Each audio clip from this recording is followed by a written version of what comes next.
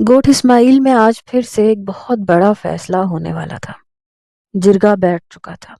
اس گوٹھ میں شاہ اور خان خاندان کی دشمنی برسوں سے چلی آ رہی تھی، اور گزشتہ کچھ دنوں سے اس دشمنی میں اضافہ ہو چکا تھا، کیونکہ کریم شاہ کے چھوٹے بیٹے رب نواز شاہ کا قتل زارون خان زادہ کے ہاتھوں ہو گیا تھا، اور آج اسی بات کا فیصلہ کرنا تھا۔ شاہ خون بہا میں زارون خان کی بہن بیلا خان کی ڈیمانڈ پہلے ہی رکھ چکے تھے، اور بس آج اس جرگے میں نکاح کر کے اس فیصلے کو پورا کرنا تھا۔ گوٹھ بھر کی لاڈلی اور حسن کی پری بیلا خان کے لیے ہر آنکھ ہی اشک بار تھی۔ اس کی بھابھی ربیہ نے روتے ہوئے اسے تیار کیا، پھر اس کی پیشانی پہ بوسہ دیا۔ اللہ کی امان میری گڑیا۔ وہ چلتی ہوئی زمین پر بیٹھے زارون شاہ کے پاس آئی، جو کہ بے تحاشا رو رہا تھا۔ مت کرو میری گڑیا، میری سزا مت پاؤ، جاؤ یہاں سے بھاگ جاؤ، یہ لوگ مجھے قتل بھی کر ڈالیں مجھے منظور ہے، وہ روتے ہوئے بولا۔ تو بیلا نفی میں سر ہلا گئی۔ نہیں لالا، اگر آپ کو کچھ ہو گیا تو آپ کے ساتھ ساتھ آپ کے تینوں بچوں اور بھابھی کی زندگی بھی خراب ہو جائے گی، تو اسی لیے بہتر ہے کہ مجھ اکیلی کی زندگی خراب ہو۔ وہ بولی تو زارون اسے سینے سے لگائے رو دیا، پھر وہ دیوار سے ٹیک لگائے گم سم بیٹھی زرینہ کے پاس آئی۔ مورے ہم جا رہے ہیں، اب آپ کو کوئی تنگ نہیں کرے گا، وہ زرینہ کے قدموں کو ہاتھ لگا کر بولی۔ تو زرینہ نے اپنی نگاہیں اس پہ گاڑی، پھر اسے اپنے سینے سے لگائے دھاڑے مار مار کے رونے لگی۔ وہاں موجود ہر شخص کی آنکھیں ان ماں بیٹی کے رونے سے نم ہو چکی تھیں۔ پھر زارون اسے باہوں میں بھرے باہر کی جانب بڑھ گیا۔ ولی شاہ شلوار کرتے میں باہر نکلا تو مدیحہ شاہ اسی کی منتظر کھڑی تھی۔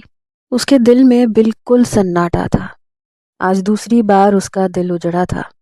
اس نے پہلی بار محبت کی تو اس محبت کے بچھڑنے کی وجہ بھی زارون شاہ تھا، اور پھر وہ ٹوٹے دل سے ملک چھوڑ کر چلا گیا، اور جس دن اپنے بھائی کے جنازے پہ گاؤں آیا تو جھیل پر موجود اس اپسرا جیسی لڑکی کو دیکھ کر جیسے دل ہار گیا۔ مگر جرگے نے اس کی شادی کا فیصلہ کر دیا زارون شاہ کی بہن سے، اور اس کا دل پھر سے زارون شاہ کی وجہ سے اجڑ گیا تھا۔ اس کا بھائی بہت مزاحمت کرے گا، مگر تمہیں ڈٹ کے کھڑا ہونا ہے۔ میں جانتی ہوں کہ وہ تمہارا دوست رہ چکا ہے، لیکن ہمارے دشمنی سے زیادہ بڑی نہیں ہے یہ دوستی۔ اب برسوں پہلے یہ دوستی اسی دشمنی کے چلتے ختم ہوئی تھی۔ یاد رکھنا کہ زارون خانزادہ کی وجہ سے تم نے اپنی محبت کو بھی کھویا تھا، اور اب تم زارون خانزادہ کی وجہ سے اپنے چھوٹے بھائی کو کھو چکے ہو۔ انہی کی وجہ سے تم نے برسوں پہلے اپنے بابا کو بھی کھویا تھا۔ تمہیں اپنے خاندان کے دیے ہوئے ہر زخم کا بدلہ لینا ہے، اس خاندان سے۔ مدیحہ شاہ نے گرج کر کہا تو وہ اس بات میں سر ہلاتا ہوا باہر کی جانب بڑھ گیا۔ وہ جب وہاں پر پہنچا تو زارون خانزادہ ایک لڑکی کو باہوں کے گھیرے میں لیے کھڑا تھا، اور اس کے ساتھ کھڑی ربیہ کو دیکھ کر وہ طنزیہ انداز میں مسکرایا۔ ربیہ نے جلدی سے اپنی چادر کا پلو آگے کو کر لیا۔ وہ سر جھٹک کے جا کے اپنی جگہ پہ بیٹھ گیا۔ کچھ دیر کے بعد فیصلہ ہو چکا تھا۔ نکاح خواں اور گواہ آ چکے تھے، اور اس کا نکاح 16 سال کی بیلا خان سے ہو گیا۔ نکاح کے بعد وہ بیلا خان کے پاس آیا تو زارون نے اسے بے اختیار اپنے پیچھے چھپا لیا۔ وہ زارون کو پیچھے دھکا دے کے بیلا کا بازو تھامے اسے گھسیٹتا ہوا گاڑی کی جانب بڑھا، اور اسے پچھلی سیٹ پر دھکیلتے ہوئے اس کے ساتھ بیٹھا۔ وہ چادر میں چھپا وجود سسکیوں سے رو رہا تھا۔ وہ حویلی پہنچا تو وہاں گھر کی خواتین بین کرتی باہر آ گئیں۔ اس نے بیلا کو کھینچ کے باہر نکال کے مدیحہ کے قدموں میں پھینکا، پھر لمبے لمبے ڈگ بھرتا وہاں سے نکلتا چلا گیا۔ اگلے دن وہ جھیل پر اس لڑکی کی جھلک دیکھنے کے لیے گیا، مگر وہ اسے دکھائی ہی نہیں دی۔ وہ مایوس سا ہو کر پلٹنے ہی لگا تھا کہ پیچھے کھڑے زارون خانزادہ کو دیکھ کر ٹھٹک گیا۔ دوست ہیں نا ہم، اور ہم نے برسوں پہلے وعدہ کیا تھا کہ ہم اس گندی رسم کے خلاف لڑیں گے، مگر تم نے ہر وعدہ توڑ دیا، دوستی توڑنے کے ساتھ ساتھ۔ زارون خانزادہ نے تلخ لہجے میں کہا، دوستی میں نے نہیں توڑی، تم اچھی طرح سے جانتے ہو۔ تم نے میری پیٹھ میں چھرا گھونپا تھا۔ تم اچھی طرح سے جانتے تھے کہ میں ربیہ سے محبت کرتا ہوں، مگر پھر بھی تم نے اس سے شادی کی۔ وہ چیخ اٹھا، میں نہیں جانتا تھا تم ربیہ سے محبت کرتے ہو. تم نے جتنی بار بھی مجھے اپنی محبت کے بارے میں بتایا، کیا ایک بار بھی کہا کہ وہ ربیہ ہے؟ اور ویسے بھی اگر تم محبت کرتے تھے تو کیا ربیہ تو محبت نہیں کرتی تھی تم سے. وہ تلخ لہجے میں بولا، کر سکتی تھی وہ محبت مجھ سے اگر تم چاہتے، مگر تم نے میرے خاندان کے خلاف اس کے دل میں زہر بھرا، اسی لیے اس نے مجھے ریجیکٹ کر دیا. مگر کچھ عرصے کے بعد تم نے پروپوز کیا تو قبول کر لیا. وہ چیخ اٹھا، ولی میں نے ایسا کچھ نہیں کیا. میں نے اسے صرف اور صرف یہ خون بہا کے بارے میں بات بتائی تھی، اور تم اچھی طرح سے جانتے ہو کہ ان دنوں تمہارے بابا نے ایک فیصلہ کیا تھا منشی صاحب کی بیٹی کے لیے، جب ان سے غلطی سے صابر علی کا بیٹا قتل ہو گیا تھا. ان دنوں ربیہ گاؤں کا وزٹ کرنے آئی تھی اور اس نے یہ سب دیکھا تھا، تو اسے تمہارے بابا کے اس قدر کٹھور فیصلے کرنے سے نفرت ہوئی تھی. زارون نے کہا، تم کچھ بھی کہہ لو، مجھے تمہاری کسی بھی بات کا یقین نہیں ہونے والا. اور ہاں، تمہاری بہن تمہارے کیے کی سزا شاہ حویلی میں بھگت رہی ہے. وہ سرد لہجے میں بولا، پلیز یار، ایسا مت کر. تم بھی تو اسے ننھی سی پری بولتے تھے. وہ بہت معصوم اور لاڈلی ہے، پلیز اس کے ساتھ کسی قسم کا ظلم مت کرنا. زارون ہاتھ جوڑتا ہوا زمین پر بیٹھ گیا. میرا دل تمہاری کسی بھی بات پہ پگھلنے والا نہیں ہے، وہ سپاٹ لہجے میں بولا، پھر اپنی گلاسز لگاتا اپنی جیپ کی جانب بڑھ گیا. وہ اندر داخل ہوا تو اس کی ماں مدیحہ باہر ہی تختے پر بیٹھی تھی. مجھے پتا چلا ہے خانزادوں کے ہاں بہت ماتم ہو رہے ہیں، مدیحہ نے کہا. ہمیں اس سے کیا، ہم اپنا بدلہ لے چکے ہیں، اور میں چاہتا ہوں کہ یہ لڑکی رب نواز کی بیوی کی خدمت کے لیے وقف کر دی جائے. وہ بولا تو مدیحہ چونک گئی. ہرگز نہیں، تم رب نواز کی بیوی کو جانتے نہیں ہو. وہ بہت نرم دل ہے، اس پہ بالکل بھی ستم نہیں کرے گی، اور میں چاہتی ہوں اس پر میں اتنا ظلم ڈھاؤں کہ خانزادوں کی کئی نسلیں یاد رکھیں. مدیحہ تنفر بھرے لہجے میں بولی تو وہ مضطرب سا ہو گیا. کچھ دیر کے لیے وہ اٹھ کے اندر چلا گیا. رات کو اس کی آنکھ کھلی تو اسے عجیب سی گھٹن سی ہو رہی تھی. وہ اٹھ کے ٹیرس پہ آیا تو اس کی نظر نیچے ستون کے ساتھ بندھے کسی وجود پر پڑی. یہ کون ہے جو اتنی سردی میں ستون سے باندھا گیا ہے؟ وہ بڑبڑاتا ہوا تیزی سے باہر کی جانب بڑھا، اور جیسے ہی وہ وہاں پہنچا تو مدیحہ وہاں اپنی خاص ملازمہ کے ساتھ پہلے ہی پہنچ چکی تھی. کملی، لے جا اسے، اور ہاں اسے کھانے پینے کو کچھ مت دینا ابھی جب تک یہ ڈھیٹ مرنے والی نہیں ہو جاتی. مدیحہ کے سفاک بھرے انداز پر وہ لب بھینچ کر وہیں سے واپس لوٹ آیا تھا. کملی دوسری ملازمہ زبیدہ کے ساتھ بیلا کو اٹھا کے اپنے کوارٹر میں لے آئی تھی. کملی آپا، مجھے بڑا ترس آ رہا ہے اس ننھی سی جان پہ. ہائے، کتنی پیاری اور کھلکھلانے والی بچی تھی، مگر برباد ہو گئی. ایسا لگتا ہے اس بیچاری کو کوئی نظر ہی کھا گئی. زبیدہ نے تعصب بھرے انداز میں کہا. ہاں، کیا کر سکتے ہیں، مجھے خود یہی لگتا ہے کہ بیچاری کو نظر ہی کھا گئی. پتا ہے، پورا گوٹھ یہ کہتا تھا کہ یہ اس دنیا کی نہیں لگتی، ایسا لگتا ہے اسے رب نے حوروں میں سے انسانوں میں اتار دیا. کملی نے اس کے زرد چہرے کو دیکھتے دکھ سے کہا. کملی آپا، اسے چھپکے سے کچھ کھانے کو دے دو نا، یہ کہیں مر نہ جائے. وہ ہمدردی بھرے لہجے میں کہنے لگی. نا نا، ایسا کرنے کا سوچنا بھی مت. تم نہیں جانتی، مالکن کو پتا چلا نا ہماری جان لے لے گی. تم اچھی طرح سے جانتی ہو وہ کتنی ظالم ہے. کملی نے کانپتے ہوئے لہجے میں کہا. تو زبیدہ گہرا سانس لے کر اس کے بے ہوش وجود کو دیکھنے لگی. اسے جب ہوش آیا تو اس نے ارد گرد کے ماحول کو دیکھا. پھر اس نے غور کیا تو گھر کے سرونٹ کوارٹر میں موجود تھی. اسے سزا کے طور پر اتنی سردی میں باہر ستون کے ساتھ باندھا گیا تھا، اور وہ سردی کی شدت سے بے ہوش ہو گئی تھی. اب جب ہوش آیا تو پورا بدن جیسے پھوڑے کی مانند دکھ رہا تھا، مگر ابھی تو ابتدا تھی. وہ جانتی تھی کہ یہ تکلیف دن بدن اس کے لیے بڑھتی ہی چلی جائے گی. وہ کوئی اس گھر کی لاڈلی تو نہیں تھی، بلکہ خون بہا میں آئی لڑکی تھی. اس نے اپنے خشک لبوں پر اپنی زبان پھیرتے ہوئے ارد گرد دیکھا، اور پھر اسے ایک گھڑا نظر آیا. اس نے اٹھ کر اس میں سے پانی پیا۔ مجھے کچھ کھانے کو دے دو، مجھے بہت بھوک لگی ہے، وہ کملی کے پاس جا کر بولی۔ تو اس نے طرز بھری نگاہوں سے اسے دیکھا۔ میری بچی میں ضرور دیتی، لیکن مالکن تمہیں پھر بہت بڑی سزا دے گی، کملی نے کہا تو وہ مایوسی سے آ کر واپس چارپائی پر بیٹھ گئی۔ وہ تو بھوک کی اتنی کچی ہوتی تھی کہ اسے ہر 2 گھنٹے کے بعد کچھ کھانے کو چاہیے ہوتا تھا، مگر آج خانزادوں کی لاڈلی کے لیے ایک سوکھی روٹی بھی نہیں تھی۔ وہ اپنی بے بسی پہ رونے لگی۔ اگلے دن وہ صبح اٹھی تو اسے فوراً حویلی کے اندرونی حصے میں بلایا گیا تھا، اور جب وہ وہاں پہنچی تو مدیحہ شاہ نے اسے سر سے پیر تک دیکھا۔ جا جا کے کچن کا کام کر، مدیحہ شاہ نے کہا تو وہ پریشان ہو کر اسے دیکھنے لگی۔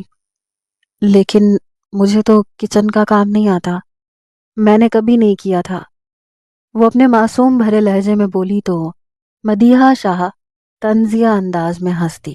اور تمہیں کیا لگتا ہے کہ تمہاری یہ بات سن کے میں یہ کہوں گی کہ جاؤ جا کے آرام کرو مہارانی؟ تو ایسا کچھ نہیں ہونے والا۔ میری بیٹیاں آنے والی ہیں دونوں دامادوں کے ساتھ، تو اسی لیے جاؤ جا کے زبیدہ کے ساتھ ہاتھ بٹاؤ۔ مدیحہ شاہ نے سخت لہجے میں کہا تو وہ چپ چاپ کچن کی جانب آ گئی۔ وہاں پہ نت نئے کھانے بن رہے تھے۔ اس کی بھوک جیسے مزید بڑھ گئی۔ وہ کام کرنے کے ساتھ ساتھ کنکھیوں سے ان کھانوں کو بھی دیکھ رہی تھی۔ پھر اس نے زبیدہ کے پاس جا کے تھوڑے سے چاول مانگے تو اس نے ادھر ادھر دیکھتے ہوئے اس کو پلیٹ کے اندر کچھ چاول ڈال دیے۔ جلدی سے کھا لو ورنہ کوئی آ گیا نا تو بہت برا ہو جائے گا، زبیدہ نے کہا تو وہ جلدی جلدی کھانے لگی۔ اسی وقت کچن میں مدیحہ شاہ کی چھوٹی بیٹی عالیہ داخل ہوئی، اور اس کو یوں کھاتے دیکھ کر وہ تیزی سے اس کی طرف جھپٹی اور اس کے ہاتھ سے پلیٹ چھین کر اسے زوردار تھپڑ دے مارا۔ ساتھ ہی وہ مدیحہ شاہ کو چلا چلا کر پکارنے لگی۔ سب لوگ اس کی پکار پر کچن میں آئے۔ کیا ہو گیا؟ مدیحہ شاہ نے پوچھا۔ چاول کھا رہی تھی یہ چورنی کہیں کی؟ مدیحہ نے جب یہ بات سنی تو اس کے بالوں سے پکڑے اسے کھینچتے ہوئے باہر لائی اور وہاں پہ پڑی لاٹھی سے اس کو مارنے لگی۔ اس کی دل خراش چیخوں سے شاہ حویلی تھر تھرا اٹھی تھی۔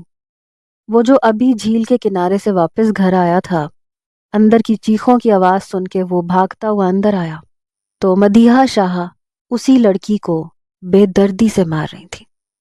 تو نے کس سے پوچھ کے کھانا کھایا؟ وہ چیخ کے بولی۔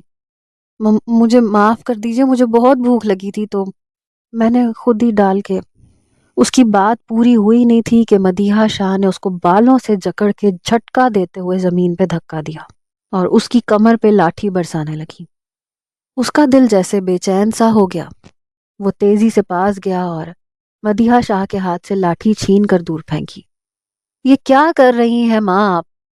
ٹھیک ہے ہم اسے بدلہ لینے کے لیے لائے ہیں، مگر وہ بھی انسان ہے، اور جیل میں بھی کسی قیدی کے ساتھ ایسا سلوک نہیں کیا جاتا جیسا اس کے ساتھ کر رہی ہیں آپ۔ وہ غصے سے چلایا اور اسے جھک کے اٹھایا تو اس کا چہرہ دیکھ کر وہ نگاہیں پلٹنا ہی بھول گیا۔ وہ جس کی تلاش میں کئی دنوں سے جھیل پہ جا رہا تھا، وہی اس کی بیوی کے روپ میں خون بہا کی سزا کاٹنے کے لیے اس کی حویلی میں موجود تھی۔ آنسوؤں سے بھری وہ جھیل سی گھپ سیاہ موٹی موٹی آنکھیں برس رہی تھیں۔ ہٹ جاؤ تم پیچھے، تم ان معاملات میں مت پڑو، تم بس اسے نکاح کر کے لے کے آئے ہو بس۔ مدیحہ شاہ نے کہتے ہوئے اسے پکڑنے کے لیے پھر سے ہاتھ بڑھایا تو وہ جلدی سے اس کا بازو تھامتے اس کے پیچھے جا کے چھپ گئی۔ میں تم سے کیا کہہ رہی ہوں، جا یہاں سے، مدیحہ شاہ نے غصے سے کہا تو وہ نفی میں سر ہلاتا اس کا ہاتھ تھامے سرونٹ کوارٹر کی طرف بڑھ گیا۔ وہ اسے لے کر وہاں پر آیا تو کملی اسے دیکھتے ہی گھبرا گئی۔ کملی آپا، خیال رکھیے گا اس کا، اور کچھ چاہیے تمہیں؟ وہ اس کی تھوڑی تھامتے ہوئے اس کا چہرہ اوپر کرتے ہوئے بولا۔ کھانا بہت بھوک لگی ہے، وہ نم لہجے میں بولی تو وہ اس کی بے بسی پر لب بھیج کے پلٹ گیا۔ پھر وہ وہاں سے پلٹ کر اندر آیا تو مدیحہ شاہ غصے سے ادھر ادھر ٹہل رہی تھی، اور اس کی دونوں بہنیں عالیہ اور صبا انہیں مزید بھڑکا رہی تھیں۔ لو، آ گیا اس حویلی کا اکلوتا چشم و چراغ، صبا نے تلخ لہجے میں کہا۔ ضرورت کیا تھی تمہیں بیچ میں آ کر اسے بچانے کی؟ وہ یہاں پر سزا بھگتنے آئی ہے، مدیحہ شاہ نے گرج کر کہا۔ امی پلیز، ظلم ایک حد تک اچھا لگتا ہے، آپ چاہے اسے اس حویلی کی نوکرانی بنا کے رکھتی، مجھے اعتراض نہیں، مگر کم از کم اس کے ساتھ انسانوں کی طرح سلوک کیجیے۔ وہ کوئی جانور نہیں ہے جس کے ساتھ آپ اس طرح کا سلوک کریں گی۔ کیا کیا تھا اس نے؟ صرف کھانا ہی تو کھا رہی تھی نا، اور اگر جیل میں بھی عمر قید کی سزا بھگتتے ہو تو وہاں پہ بھی کھانے پینے کو دیا جاتا ہے، وہ تلخ لہجے میں بولا۔ مدیحہ شاہ نے غصے سے اسے دیکھا۔ دشمن کی بیٹی کے ساتھ تم ہمدردی کیسے کر سکتے ہو؟ بھول گئے تم، اس کے بھائی کی وجہ سے تمہارا بھائی فوت ہوا ہے، مدیحہ شاہ نے چیخ کے کہا۔ اب آپ اس معاملے میں مزید ظلم نہیں ڈھائیں گی۔ زبیدہ، ٹرے میں کھانا ڈال کے اسے دے کے آئیے، وہ سپاٹ لہجے میں بولا۔ زبیدہ خبردار، اگر تم نے اسے کھانا دیا تمہارا پھر اس حویلی میں آخری دن ہوگا۔ مدیحہ شاہ کی بات پر زبیدہ نے گھبرا کے اسے دیکھا۔ وہ کچھ دیر سنجیدگی سے اسے دیکھتا رہا، پھر وہ کچن کی جانب بڑھا، خود ٹرے کے اندر کھانا ڈال کے باہر نکلا تو مدیحہ شاہ کے تن بدن میں آگ لگ گئی۔ یہ کیا کر رہے ہو تم دشمن کی بیٹی کو اب کھانا کھلاؤ گے؟ مدیحہ شاہ نے غصے سے چلا کے کہا۔ بات دشمن اور دوست کی نہیں ہے امی، بات اس وقت انسانیت کی ہے۔ آپ اس کا کھانا پینا نہیں روکیں گی اور نہ ہی اسے مارے پیٹیں گی۔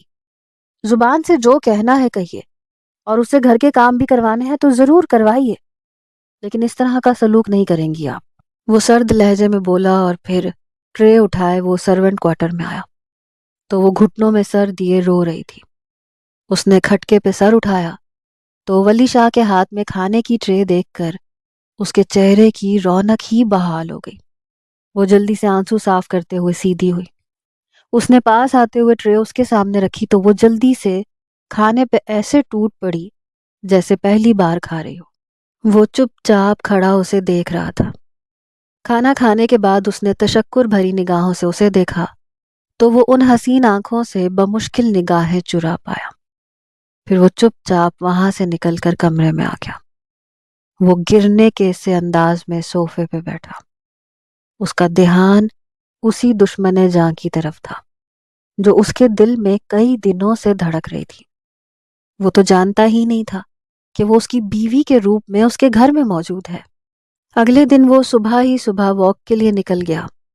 جب وہ واپس آیا تو سیدھا کچن میں آیا۔ کملی اور زبیدہ کے ساتھ کھڑی بیلا کو دیکھ کے رہ گیا۔ کملی، میرے ہاتھ بہت سن ہو رہے ہیں، کیا گرم پانی نہیں ہے؟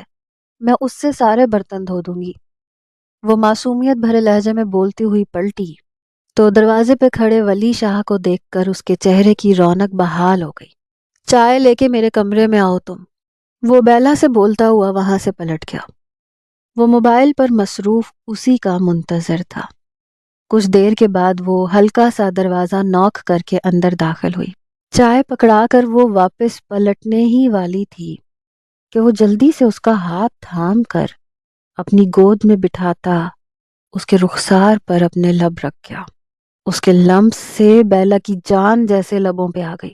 وہ اس کی کمر کے گرد بازو لپیٹے خود کے مزید قریب کرتے اس کے چہرے کے ہر نقش پر اپنے لب رکھتا جا رہا تھا، اور اس کی کمر پر اس نے جیسے ہی دباؤ بڑھایا تو اس نے سسکاری بھری۔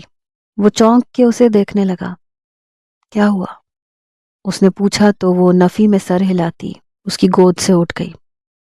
بیڈ پہ لیٹو، میں مرہم لگا دیتا ہوں تمہاری کمر پہ، وہ کچھ سمجھتے ہوئے آہستہ سے بولا تو اس نے نفی میں سر ہلا دیا۔ لیٹو نا، میں نے کہا نا، میں لگا دیتا ہوں، درد کم ہو جائے گا، وہ گھمبیر لہجے میں بولا تو وہ چپ چاپ جا کے بیڈ پہ لیٹ گئی۔ نرم سے گدے پر لیٹتے جیسے دل میں اس کی ٹھنڈی میٹھی سی پھوار سی پڑنے لگی۔ وہ اس کی پیٹھ پر سے قمیض ہٹاتے ہوئے اس کے زخم دیکھنے لگا تو وہاں پر موجود نشانات کو دیکھ کر وہ لب بھینچ کے رہ گیا۔ پھر اس نے فرسٹ ایڈ سے مرہم نکالی، نرمی سے اس کی پیٹھ پر مساج کرنے لگا۔ وہ ہلکا ہلکا سا سسکنے لگی۔ ابھی ٹھیک ہو جائے گا، وہ اس کے الجھے بالوں میں اپنی انگلیاں چلاتے ہوئے بولا، نرم گرم سا اس شخص کا انداز اور کچھ نرم گرم سا وہ بستر۔ اتنے دنوں کے بعد وہ جیسے پرسکون سی ہونے لگی اور اس کی آنکھیں خود بخود بند ہوتی چلی گئی۔ اس کے سو جانے کے بعد وہ اٹھ کے صوفے پہ بیٹھتے ہوئے اس کو دیکھنے لگا، جو کہ سوتے ہوئے کسی معصوم بچے کی طرح لگ رہی تھی۔ وہ دل ہی دل میں اس کے ساتھ ہوئے ظلم پر کڑھنے لگا۔ کتنی لاڈلی تھی وہ اس کی اور زارون خانزادہ کی۔ وہ اور زارون شاہ کی فیملیز آپس میں برسوں سے دشمنی نبھاتے آ رہے تھے، مگر جیسے ہی یہ دونوں کالج میں پہنچے تو ان دونوں کی دوستی ہو گئی، وہ بھی اس طرح کہ 2 پارٹیوں میں وہاں پہ لڑائی ہوئی جس میں اسے کافی زیادہ چوٹ آئی، اور زارون شاہ نے اسے وہاں سے نکال کر اس کی جان بچائی تھی، بلکہ اسے اپنا خون تک دیا تھا، اور تب سے ان دونوں کی دوستی شروع ہو گئی۔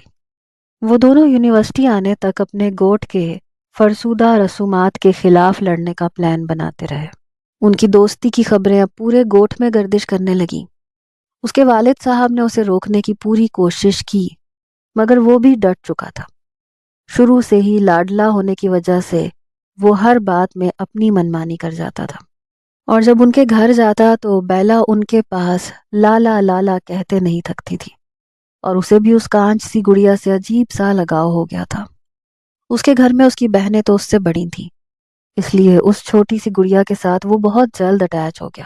وہ محض 10 سال کی تھی جب پہلی بار دونوں دوستوں میں دراڑ آئی، جس کی وجہ ربیہ تھی۔ ربیہ ان کے ساتھ یونیورسٹی میں پڑھتی تھی۔ وہ ایک اپر کلاس فیملی سے تعلق رکھتی تھی۔ اس کی ان سے دوستی ہوئی۔ وقت کے ساتھ ساتھ ولی شاہ کو لگا کہ وہ ربیہ سے محبت کرنے لگا ہے، مگر اس نے یہ بات اپنے دوست تک سے بھی چھپائی، مگر اسے یہ بتایا تھا کہ اسے کسی سے محبت ہو گئی ہے اور وہ بہت جلد اسے اس کی بھابھی بنانے والا ہے۔ لیکن جب اس نے رشتہ بھیجا تو ربیہ نے یہ کہہ کے انکار کر دیا کہ وہ اتنے ظالم خاندان میں کبھی بھی شادی نہیں کرے گی۔ کچھ عرصے کے بعد وہ زارون خانزادہ کی بیوی بن کر اسی کوٹ میں آئی تو وہ غصے سے پاگل ہو گیا۔ پہلی بار وہ زارون شاہ سے لڑا تھا۔ دونوں نے ایک دوسرے کو بری طرح پیٹا اور اپنی دوستی کو توڑ دیا۔ وہ یہ ملک چھوڑ کر چلا گیا، اور پھر اب وہ 5.5 برس کے بعد جب واپس آیا تو اس کے زخم جیسے پھر سے ہرے ہو گئے۔ وہ جو اس رسم کے خلاف تھا، اس نے زارون شاہ کو نیچا دکھانے کے لیے اس کی بہن کو خون بہا میں مانگ لیا۔ وہ اپنا ماتھا مسلتا ہوا اٹھ کر اس کے پاس آیا جو اوندھے منہ بستر پر لیٹی سو رہی تھی۔ دل میں جیسے اسے چھونے کی خواہش جاگ رہی تھی، مگر وہ خود پر ضبط کیے اس پر کمفرٹر ڈال کر فریش ہونے چلا گیا۔ کچھ دیر کے بعد پورے گھر کو خبر پہنچ چکی تھی کہ وہ اس کے کمرے میں موجود ہے۔ مدیحہ تو غصے سے جیسے پاگل ہو گئی تھی۔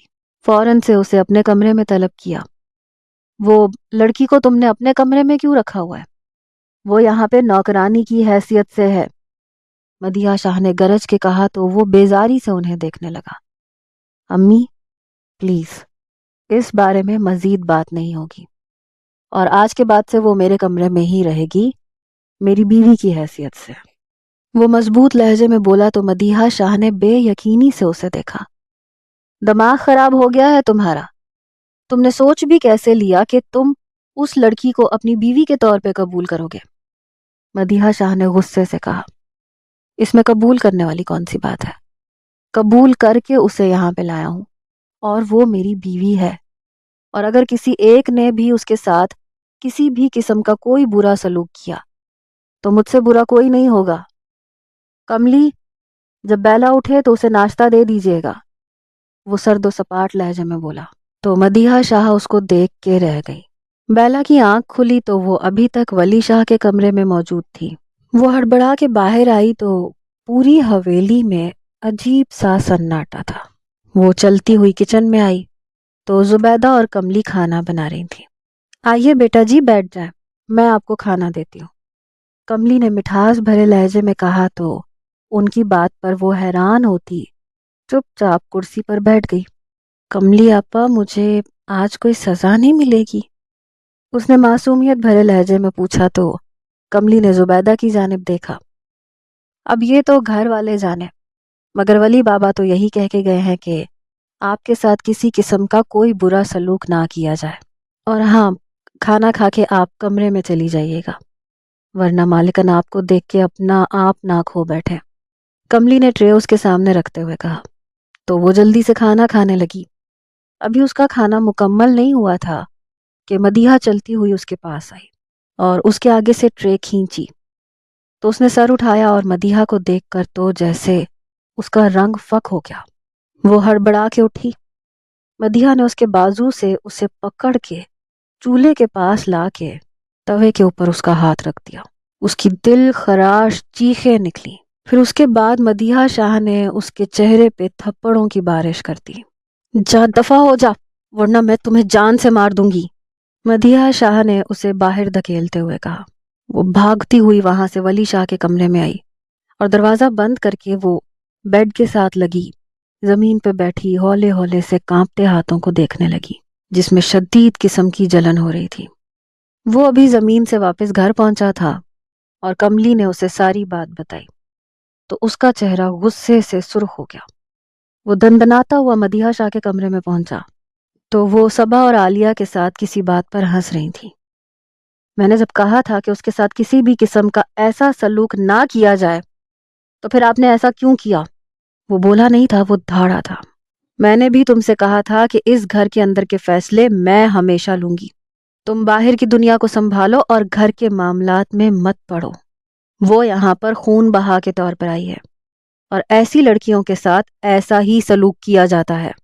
وہ سپاٹ لہجے میں بولی، وہ اس گھر میں میری بیوی کی حیثیت سے رہے گی، بھلے وہ کسی بھی طور پہ آئی ہو۔ یہ میری لاسٹ بار وارننگ ہے، آئندہ سے اس طرح کی حرکت مت کیجیے گا ورنہ مجھے بہت سخت قسم کا ایکشن لینا پڑے گا۔ وہ سرد لہجے میں بولا، اپنی ماں کو مت سکھا، میں اس گھر کی سربراہ ہوں، یہاں پہ وہی ہوگا جو میں چاہوں گی۔ خیر، تم سے ایک اور بات کرنی تھی میں چاہتی ہوں کہ سدرا یعنی رب نواز کی بیوہ کی عدت کے ساتھ ختم ہوتے ہی تمہارا نکاح پڑھوا دوں، کیونکہ اس کا باپ آیا تھا۔ وہ کہتا ہے کہ عدت پوری ہوتے ہی وہ اپنی بیٹی کو لے کر یہاں واپس آ جائے گا، مگر ہمارے یہاں جو ایک بار آ جاتا ہے وہ واپس نہیں جاتا۔ اب تو اس کی میت ہی یہاں سے جائے گی، مدیحہ شاہ نے کہا۔ رب نواز کے مرنے کے بعد اس کا اس گھر سے اب کوئی رشتہ باقی نہیں رہا، تو اسی لیے اگر اس کے والدین اس کو لے کر جانا چاہتے ہیں تو جانے دیجیے اسے۔ وہ سپاٹ لہجے میں بولا تو مدیحہ شاہ نے بے چینی سے پہلو بدلا۔ تم بالکل بھی رب نواز جیسے نہیں ہو، پتا ہے اس نے کیسے سب کچھ سنبھال لیا تھا، ہر ایک اس سے ڈرتا تھا۔ وہ تل ملا کے بولی، سن چکا ہوں میں آپ کے رب نواز کے ظلم کے قصے، جب سنتا ہوں نا شرم سے پانی پانی ہو رہا ہوں کہ ہم نے لوگوں پر خدا بن کر دوسروں پر حکومت شروع کی ہے۔ رب نواز بھابھی جان کے ساتھ کس طرح کا سلوک کرتا تھا یہ بھی کسی سے ڈھکا چھپا نہیں ہے۔ بھابھی کو پورا حق حاصل ہے کہ وہ اپنے والدین کے ساتھ جا کر اپنی نئی زندگی شروع کریں۔ رہی بات شادی کی تو وہ کبھی نہیں ہوگی کیونکہ میری شادی ہو چکی ہے، وہ سپاٹ لہجے میں بولا، اور پھر ان سب کو شاکڈ چھوڑتا کمرے میں آیا تو بیلا گھٹنوں میں سر دیے رو رہی تھی۔ اس نے پاس جا کے اس کے سر پہ ہاتھ رکھتے ہوئے اسے پکارا تو وہ جلدی سے اس سے لپٹ کے رو دی۔ وہ اس کے پاس زمین پر بیٹھتے ہوئے اسے باہوں کے حصار میں لے گیا۔ پھر اس نے اس کے جلے ہوئے ہاتھ پہ برنیل لگائی، انٹرکام پہ کملی سے کھانا لانے کو کہا، اسے اپنے ہاتھوں سے کھانا کھلا رہا تھا اور وہ نم آنکھوں سے اسے دیکھ رہی تھی۔ پھر آنے والے اگلے کئی دنوں تک وہ اس کی دیکھ بھال کرتا رہا، اور اب تو مدیحہ شاہ نے بھی ان کے معاملات میں بولنا بند کر دیا تھا۔ وہ آج بھی جب زمینوں سے واپس رات کو گھر آیا تو جیسے ہی وہ کمرے میں داخل ہوا تو چت لیٹی بیلا کو دیکھ کر جیسے دل میں اس کی قربت کی خواہش جاگنے لگی۔ وہ دھیرے سے چلتا ہوا اس کے پاس آیا، دائیں بائیں ہاتھ رکھتا وہ اس کے چہرے پہ جھکا اور اس پر اپنی شدت برسانے لگا۔ اس کی شدتوں پر وہ ہڑبڑا کے اٹھی تو اسے اپنے اتنا قریب دیکھ کر اس کی سانسیں تھم گئی۔ وہ آہستہ سے پیچھے ہوا تو وہ جلدی سے اٹھ کے بیٹھتی اپنا دوپٹہ درست کرنے لگی۔ وہ جلدی سے اس کے ہاتھ سے دوپٹہ دور پھینکتا اس کے قریب ہوا تو وہ سمٹ کے پیچھے ہونے لگی۔ بیلا، کیا تمہیں میرا چھونا اچھا نہیں لگتا؟ وہ اس کے رخسار سے اپنا رخسار مس کرتے ہوئے خمار آلود لہجے میں بولا، تو اس کی قربت میں جیسے بیلا کی سانسیں سینے میں اٹکنے لگی اور دل تو گویا کانوں میں دھڑک رہا تھا۔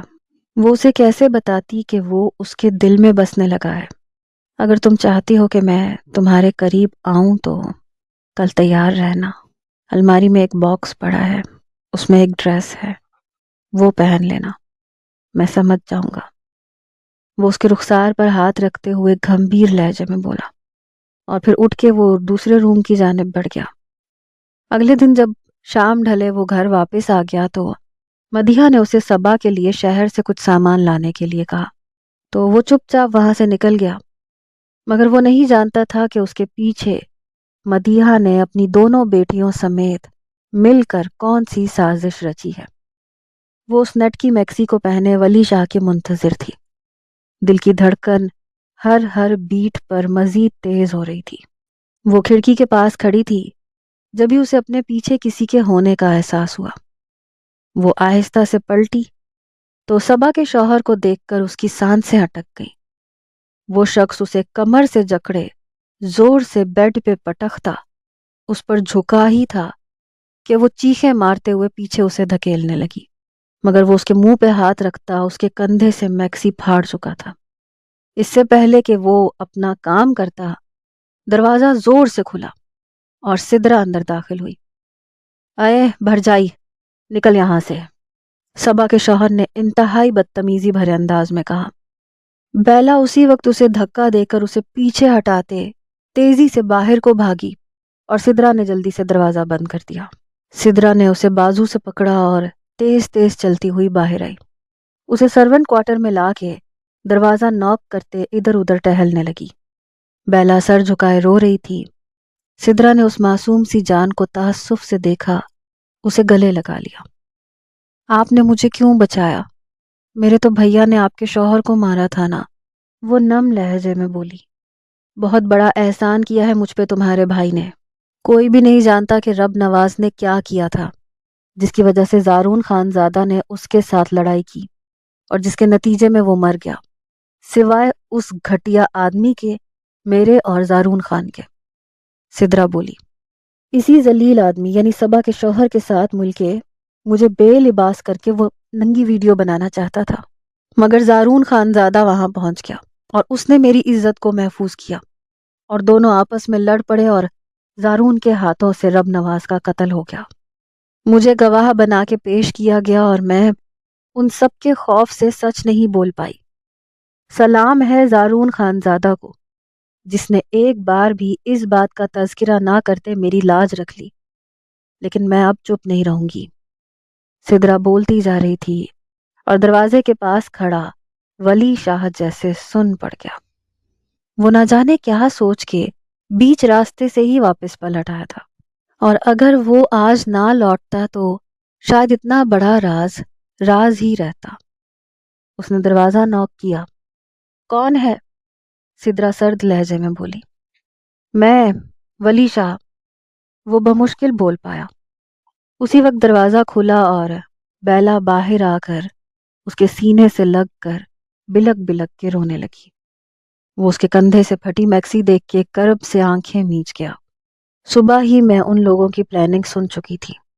آپ کو شہر بھیج کر یہ لوگ بیلا کی صبا کے شوہر سے عزت لٹوانا چاہتے تھے۔ وہ سدرا کی بات پر جیسے غصے سے پاگل ہو گیا۔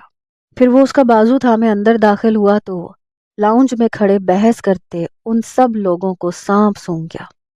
وہ چلتا ہوا ان کے پاس گیا، ایک نظر صبا کے شوہر پہ ڈالی، پھر صبا کو دیکھا۔ ان کے گناہوں میں ساتھ دیتی ہو تمہیں شرم نہیں آئی؟ اور آپ بھی ماں، میری بیوی کے خلاف سازش رچی آپ لوگوں نے، شرم نہیں آئی اس قدر گندا کھیل کھیلتے ہوئے؟ اس نے غصے سے چلاتے ہوئے صبا کے چہرے پر تھپڑ دے مارا اور اس کے شوہر کو پکڑ کے بری طرح پیٹنے لگا۔ وہ بے دم سا ہو کے زمین پہ گر گیا۔ تم نکلو اپنے شوہر کے ساتھ ابھی اور اسی وقت، ورنہ میں اس گھٹیا آدمی کو جان سے مار ڈالوں گا، وہ چلایا۔ پھر باہر سے ملازموں کو بلا کر انہیں حویلی سے باہر پھینکتے ہوئے اس نے سرد نگاہوں سے اپنی ماں کو دیکھا۔ سب جانتی تھی نا آپ، پھر بھی آپ نے یہ سب کیا، کیسی عورت ہیں آپ؟ اب کل پھر سے جرگا لگے گا اور سدرا بھابھی اور بیلا کو انصاف ملے گا۔ وہ سرد لہجے میں بولا تو مدیحہ شاہ کا رنگ فک پڑ گیا۔ پھر اگلے دن جرگے کے سامنے سدرا نے جب ساری حقیقت بتائی تو گاؤں کا ہر شخص غصے سے پاگل ہو گیا تھا، اور کچھ عرصے قبل جو لڑکیوں کی لاشیں اس گوٹ سے مل رہی تھیں تو اس کا راز اب کھل چکا تھا کہ رب نواز صبا کے شوہر کے ساتھ مل کر یہ گھنونا کام کر رہا تھا، اور زارون خان زادہ ان کی حرکتوں کو بھانپ چکا تھا۔ ان کا پیچھا کرتے وہ سدرا کی عزت بچا گیا تھا۔ ہر ایک زارون خان زادہ کو سلام کرنے کے ساتھ ساتھ ولی شاہ کے انصاف پر بھی بہت خوش تھا۔ صبا اور اس کے شوہر کے خلاف پولیس میں FIR درج کروانے کا فیصلہ ہو چکا تھا، اور وہ دونوں خاندان جو اس سرداری کے لیے لڑ رہے تھے، اس سرداری کو زارون خان زادہ نے ولی شاہ کو دے دیا تو سب حیران رہ گئے۔ اس سرداری کے حقدار تم ہو، تم نے اس گاؤں کے لیے بہت کچھ کیا ہے اپنے والد صاحب کے ساتھ مل کر، اور کئی سالوں سے آپ لوگوں کے خاندان کا ہی فرد اس گاؤں کا سردار رہا ہے۔ ایک آدمی نے زارون خان زادہ سے کہا، ولی شاہ نے آج جو فیصلہ کیا ہے اس کے بعد میں سمجھتا ہوں کہ اس سرداری کا حقدار وہی ہے۔ جس شخص نے اپنے گھر والوں کو بھی انصاف کے چلتے سزا دی، وہ شخص ہمارے اس گوٹ کے لیے بہت خوش بخت ہے۔ میں اس سرداری کو خوشی خوشی ولی شاہ کو دینے کو تیار ہوں۔ زارون خان زادہ نے مسکرا کے کہا، ہرگز نہیں، میں خود کو اس کے قابل نہیں سمجھتا۔ میں آپ لوگوں کے دکھ کبھی نہیں سمجھ سکتا کیونکہ میں ہمیشہ آپ لوگوں سے دور رہا ہوں، لیکن زارون آپ لوگوں کے ہمیشہ قریب رہا ہے، اور میرے خیال میں اس گاؤں والوں کو ایسے ہی شخص کی ضرورت ہے۔ اس نے کہا تو سب گاؤں والوں نے اس کی ہاں میں ہاں ملائی۔ پھر جرگے میں بیٹھے بیٹھے ہی زارون خان کو سرداری دے دی گئی، اور پھر برسوں کے بعد دونوں دوست ایک دوسرے کے گلے لگے اپنی دوستی کو پکا کر رہے تھے۔ اب میں ایک اور فیصلہ لینا چاہتا ہوں۔ ہم لوگوں نے اس فرسودہ رسم کے خلاف ہمیشہ اٹھنے کا فیصلہ کیا تھا، تو اسی لیے میں زارون خان کی بہن بیلا خان کو ان کے سپرد کرنا چاہتا ہوں، اور اگر یہ مجھے اپنی بہن دینا چاہیں گے تو مجھے دل و جان سے قبول ہوگی، اور اگر انکار کریں گے تو تب بھی ان کا یہ فیصلہ میری سر آنکھوں پہ ہوگا۔ اس نے کہا۔ زارون نے مسکراتے ہوئے اسے دیکھا۔ بہت شکریہ، اس نے کہا اور بیلا کی طرف بڑھا جو نم آنکھوں سے ادھر ہی دیکھ رہی تھی۔ وہ اس کا ہاتھ پکڑ کر ولی شاہ کے پاس لایا اور اس کے ہاتھ میں اس کا ہاتھ دے دیا۔ میں آج خود اپنی بہن کو ایک ایسے شخص کو دے رہا ہوں جو کہ اس کے لیے دنیا کا سب سے بیسٹ شخص ہے، لیکن اس کے ساتھ ساتھ میں فی الحال اپنی بہن کو ساتھ لے کے جا رہا ہوں، اور ولی شاہ اپنی بارات کے ساتھ آ کر میری بہن کو رخصت کروا کے لے جا سکتا ہے، اور گوٹھ بھر کی لاڈلی بیلا کی شادی پورے دھوم دھام سے ہوگی، اور پورے گوٹھ کو دعوت نامہ ہے۔ گوٹھ اسماعیل سے جابرانہ حکومت ختم ہو چکی تھی، ہر طرف پرامن فضا تھی۔ مدیحہ شاہ کو اپنی ہار برداشت نہیں ہوئی، اور اس سے وہ اپنا ذہنی توازن کھو بیٹھی۔ آج شاہ ولی اپنی 16 سالہ خوبصورت بیلا کو بیاہ کر شاہ حویلی لے آیا تھا۔ تاریخ میں پہلی بار تھا کہ ونی میں آئی لڑکی واپس گئی، اور اب پورے عزت و وقار سے وہ واپس آئی۔ ولی شاہ اندر داخل ہوا تو وہ سر جھکائے بیڈ کے بیچوں بیچ بیٹھی تھی۔ وہ ہلکا سا مسکراتا ہوا اس کے سامنے گیا، کوہنی کے بل نیم دراز اسے دیکھنے لگا، پھر وہ اس کے قریب ہوتا اس کے زیورات اتارنے لگا، اور اس کی سانسوں کو جیسے ہی اپنی سانسوں سے الجھایا تو وہ اسے پیچھے دھکیلنے لگی۔ کیا ہوا میری جان کو؟ وہ اسے تھوڑی سے تھامتے ہوئے بولا، بہت برے ہیں آپ شاہ جی، ہماری سانسیں روک رہے ہیں، ہم سے پیار نہیں ہے کیا؟ وہ نروٹھے انداز میں بولی، اس کے دل کی دنیا کو تہو بالا کر گئی۔ اور تم اتنی معصوم ہو کہ تم نے ولی شاہ کے اندر جو جانور نکل کے باہر آنے والا تھا نا، اسے ختم کر ڈالا۔ پتہ ہے بیلا، تم سے پہلی نظر میں محبت کر بیٹھا تھا، وہ اس کے قریب جا کر اسے اپنی باہوں میں بھرنے لگا۔ سچ میں شاہ جی؟ اس نے اپنی بڑی بڑی سیاہ آنکھیں پھیلا کر اشتیاق بھرے انداز میں پوچھا۔ بالکل میری جان، جس دن گوٹھ میں آیا تھا نا، اس دن جھیل کے کنارے پہ تم کو دیکھا تھا، وائٹ کلر کے فراک میں ملبوس۔ ایسا لگ رہا تھا آسمان سے کوئی حور اتر کے زمین پر آ گئی ہے، اور میں تمہیں ونی میں لے کے آنے کے بعد تم سے انجان تم ہی کو تلاش کر رہا تھا، مگر اس کے بعد تم مجھے نظر ہی نہیں آئی، تو مجھے لگا کہ شاید میرا کوئی وہم تھا۔ لیکن جس دن اماں تمہیں بے دردی سے مار رہی تھی اور میں تمہیں بچانے لگا، تو تب میں نے پہلی بار تمہیں دیکھا۔ تو میں شوق بھی رہ گیا کہ میں جسے تلاش کرتا پھر رہا ہوں وہ تو میرے گھر میں ہی موجود ہے، میرے پاس۔ میں نے اس کے بعد یہ فیصلہ کر لیا تھا کہ میں تمہارے ساتھ ظلم ہوتا نہیں برداشت کر سکتا۔ مجھے پہلے ہی سب کچھ خود کرنا چاہیے تھا، لیکن زارون سے اس قدر غصہ تھا کہ بس کر بیٹھا، اور وہ اس کی حسین نم ہوتی آنکھوں کو دیکھ کر بات ادھوری چھوڑ کر بے تاب سا ہوتا اس کے چہرے پہ جھکا۔ آئی ایم سوری میری جان، میری وجہ سے تم نے اتنی زیادہ تکلیف سہی۔ وہ سوری بولتا جا رہا تھا اور اس کے چہرے کے ہر نقش کو چومتا جا رہا تھا۔ پھر وہ اس کے سینے سے لگی پرسکون ہو کر آنکھیں موند گئی۔ بیلا یار، تم مجھے ادھر ادھر کی باتوں میں لگا کے اصل مقصد ہی بھلا دیتی ہو۔ میری آج سہاگ رات ہے یار۔ وہ اس کے کان کی لو کو لبوں سے چھوتے ہوئے شرارتی انداز میں بولا، تو وہ شرماتی ہوئی اس کے سینے میں چہرہ چھپا گئی۔ اگر تمہیں یہ لگ رہا ہے کہ تم ایسی ادائیں دکھا کے مجھے میرے ارادوں سے پھیر دو گی تو یہ ممکن نہیں ہے، کیونکہ تم جتنا شرماؤ گی نا، میرے ارادے اتنے ہی مضبوط ہوتے جائیں گے۔ وہ کہتے ہوئے جھکتا اپنا حق جتانے لگا، اور جھرونکے سے دیکھتا چاند بھی شرما کر بادلوں میں چھپ گیا۔